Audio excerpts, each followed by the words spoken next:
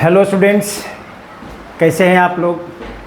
और हम लगातार आप लोगों के लिए वीडियो बनाने का प्रयास कर रहे हैं और बेहतर से बेहतर वीडियो बनाने का प्रयास कर रहे हैं कि किसी भी चीज़ को हम आसानी से हम अपने बच्चों को सिखा सकते हैं। और आप लगातार वीडियो पर नज़र बनाए हुए रखिए और अपने भी देखना है और अपने दोस्तों के बीच में भी इसका शेयर करना है। सब्सक्राइब के साथ साथ लाइक भी करना है और ज़रूरत महसूस हो तो कमेंट भी करना है।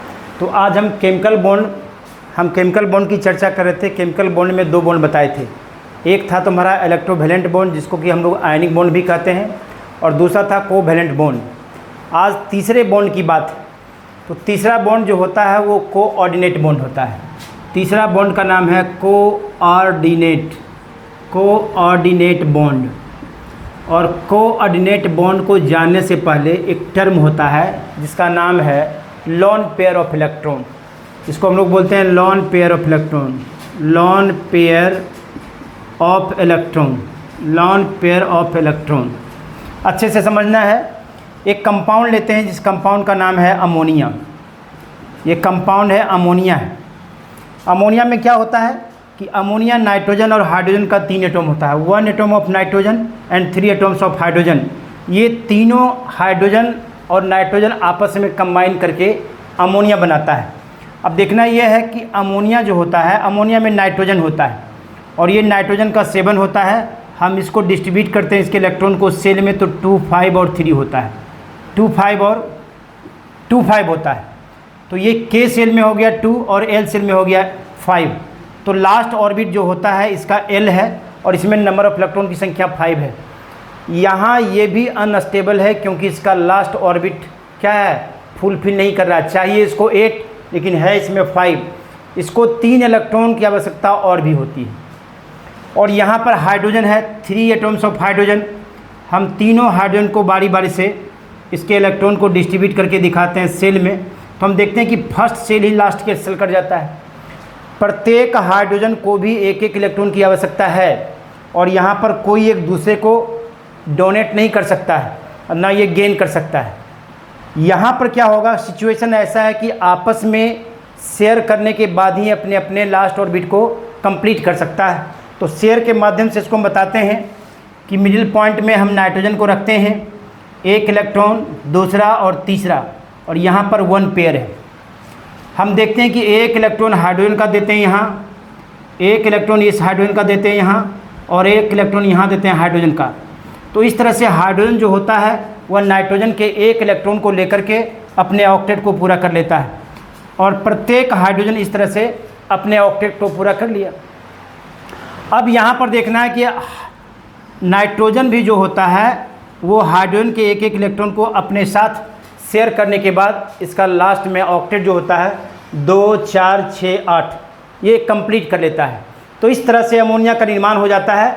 लेकिन एक चीज़ ये देखना है कि नाइट्रोजन के पास एक 1 पेयर इलेक्ट्रॉन है। नाइट्रोजन के पास 1 पेयर ऑफ इलेक्ट्रॉन जो है वो यहाँ शेयर में भाग नहीं लेता है। तो अगर किसी कंपाउंड में किसी एटॉम का अगर 1 पेयर ऑफ इलेक्ट्रॉन अगर हिस्सेदारी में भाग नहीं लेता है, शेयर में भाग नहीं लेता है और ऐसे ही रह जाता है, तो इसी को कहा जाता है लोन पेयर ऑफ इलेक्ट्रॉन। इसको कहा जाता है लोन पेयर ऑफ इलेक्ट्रॉन। तो ये तुम्हारा हो गया लोन पेयर ऑफ इलेक्ट्रॉन। आसानी से कहीं कोई प्रॉब्लम नहीं है।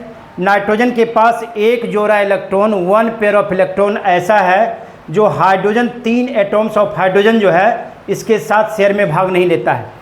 तो इस तरह का किसी भी कंपाउंड में किसी भी एटम के ऊपर अगर इस तरह का इलेक्ट्रॉन है जो शेयर में भाग नहीं लेता है, हम उसे लोन पेयर ऑफ इलेक्ट्रॉन कहते हैं।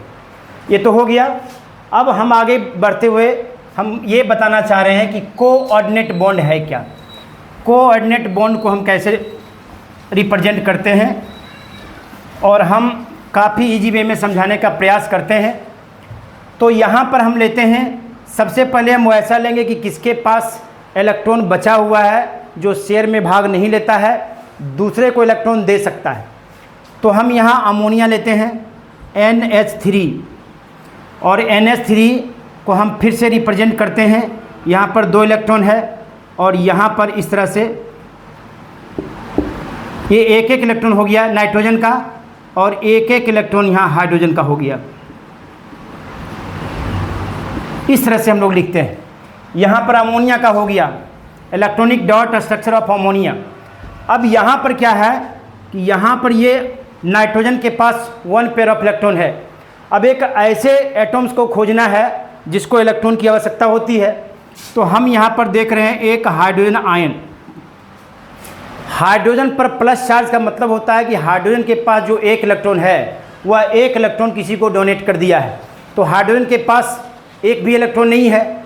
अब यहाँ पर हाइड्रोजन को कंप्लीट करने के लिए, अपने ऑक्टेट को कंप्लीट करने के लिए उसका फर्स्ट सेल ही लास्ट सेल हो जाता है। तो फर्स्ट सेल ही लास्ट सेल कर जाता है, तो उसमें नंबर ऑफ इलेक्ट्रॉन की संख्या 2 होनी चाहिए। हम यहाँ पर देख रहे हैं कि नाइट्रोजन के पास एक जोड़ा इलेक्ट्रॉन यानी 1 पेयर ऑफ इलेक्ट्रॉन है, और ये इलेक्ट्रॉन क्या करता है, अब इसको ज़रूरत भी है और इसके पास भी है, ये इलेक्ट्रॉन को दे सकता है और यहाँ इलेक्ट्रॉन की रिक्वायरमेंट है। अब ये क्या करता है कि ये हाइड्रोजन को दे देता है, एक तरफा देता है, ना कि इसके साथ शेयर होता है। नाइट्रोजन के पास जो 1 पेयर ऑफ इलेक्ट्रॉन है, जिसे हम लोग लोन पेयर ऑफ इलेक्ट्रॉन कहते हैं, जो शेयर में पार्टिसिपेट नहीं कर रहा है, तो उस 1 पेयर ऑफ इलेक्ट्रॉन को हम वन साइडेड किसको दे रहे हैं, हाइड्रोजन को, कि हाइड्रोजन को डिमांड है, हाइड्रोजन को रिक्वायरमेंट है, तो हम नाइट्रोजन से 1 पेयर ऑफ इलेक्ट्रॉन को किसको दे रहे हैं, हाइड्रोजन को दे रहे हैं। तो ऐसा इलेक्ट्रॉन देने के बाद इस दोनों के बीच में जो होता है इस तरह का एक बॉन्ड बनता है, और इसी बॉन्ड का नाम है, इसको कहते हैं कोऑर्डिनेट बॉन्ड। Coordinate bond.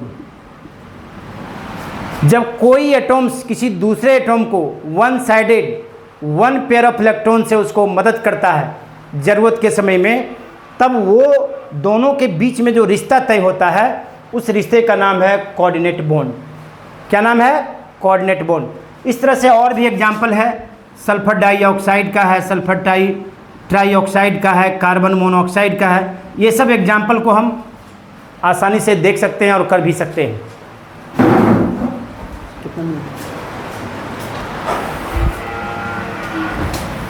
रुकना भी, चालू करो, बोलते सवाल नहीं जाता है। और हम एक दूसरा उदाहरण ये कार्बन मोनोऑक्साइड का देखते हैं।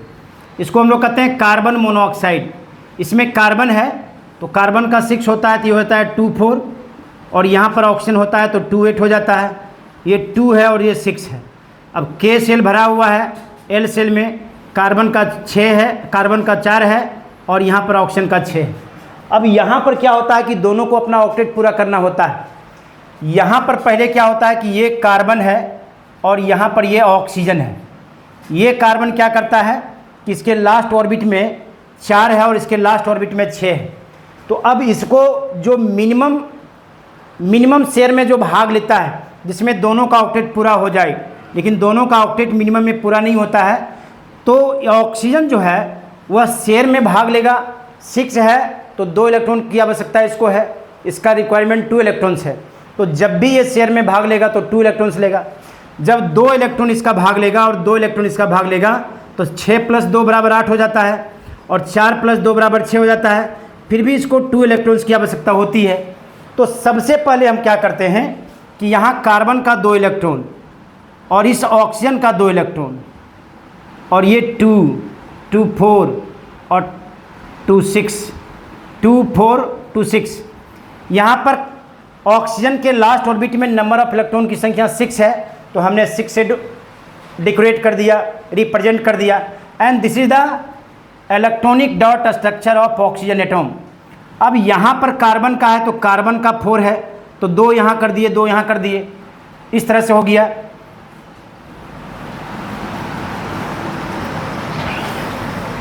ये लास्ट में 4 है और यहाँ पर है।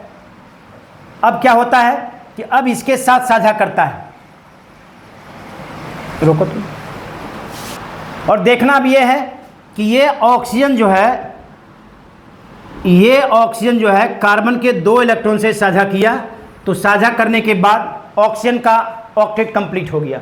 ऑक्सीजन के पास पहले से ही लास्ट ऑर्बिट में नंबर ऑफ इलेक्ट्रॉन की संख्या 6 है और कार्बन के 2 इलेक्ट्रॉन से शेयर करने के बाद इसका ऑक्टेट कंप्लीट हो जाता है 2 4 6 8। लेकिन अब यहाँ क्या होता है कि कार्बन भी इस ऑक्सीजन से 2 इलेक्ट्रॉन का शेयर करता है, तो शेयर करने के बाद इसका 2 4 6 हो जाता है।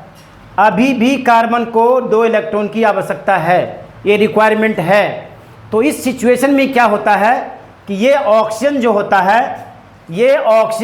है ये अपना 2 इलेक्ट्रॉन जो होता है वो इस कार्बन को वन साइडेड रिक्वायरमेंट होने के कारण दे रहा है। और यही कारण है कि यहाँ पर दोनों बॉन्ड फॉर्म करता है। ये कार्बन और ऑक्सीजन के बीच में ये डबल बॉन्ड होता है, तो ऑक्सीजन का ऑक्टेट पूरा हो जाता है। लेकिन फिर भी कार्बन के पास कार्बन के लास्ट ऑर्बिट में 2 इलेक्ट्रॉन की आवश्यकता होती है। तब जाकर के क्या होता है कि ये ऑक्सीजन जो होता है वो अपना ऑर्बिट से 2 इलेक्ट्रॉन को एक तरफा रिक्वायरमेंट के अनुसार उसको देता है और इस तरह से ये कोऑर्डिनेट बॉन्ड हो जाता है। तो कार्बन मोनोऑक्साइड में कार्बन और ऑक्सीजन के बीच में 2 बॉन्ड बनता है। एक तो बन गया डबल कोवैलेंट बॉन्ड और दूसरा बॉन्ड जो होता है उसको कहते हैं कोऑर्डिनेट बॉन्ड। तो इस तरह से बहुत सा ऐसा एग्जाम्पल है जिसमें किसी कंपाउंड के एटम्स के बीच में कोवैलेंट बॉन्ड भी है और कोऑर्डिनेट बॉन्ड को भी पैदा करता है, क्योंकि वन साइडेड इलेक्ट्रॉन देने के बाद इस तरह का सिचुएशन जो होता है वो प्रोड्यूस होता है।